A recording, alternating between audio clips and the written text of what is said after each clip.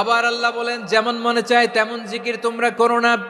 ফাযকুরুল্লাহা কামা আল্লামাকুম মা লাম তাকুনু তা'লামুন। তোমরা জানতে না, আল্লাহ তোমাদের জানিয়েছেন কেমন করে আল্লাহর নামের জিকির করতে হয়। যেমন আল্লাহ শিখিয়েছেন তেমন করে আল্লাহরে ডাকো।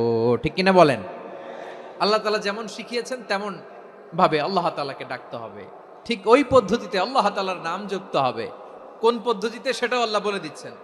আল্লাহ তাআলা বললেন, ওয়াজকুর রাব্বাকা ফি নাফসিকা তাদাররুআন ওয়া খীফাতান ওয়া দুনাল জাহরি মিনাল কওলি বিল গুদুই ওয়াল আসাল ওয়া লা তাকুম মিনাল গাফিলিন। খবরদার, আল্লাহর নামের জিকির করো, আল্লাহকে ডাকো।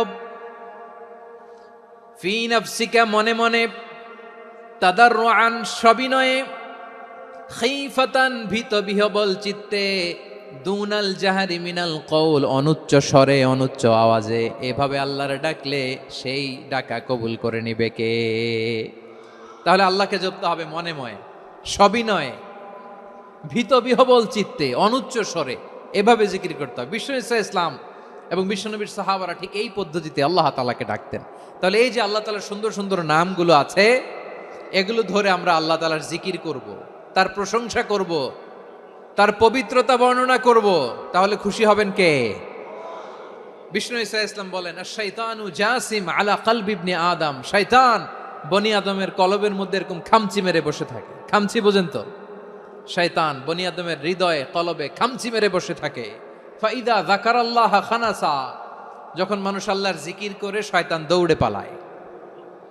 ওয়াইদা গাফালা ওয়াসওয়াসা, আর মানুষ যখন অমনোযোগী হয়, গাফিল হয়, শয়তান আবার টেম্পটেশন দেয়, আবার ধোঁকা দেয়, আবার ওয়াসওয়াসা দেয়।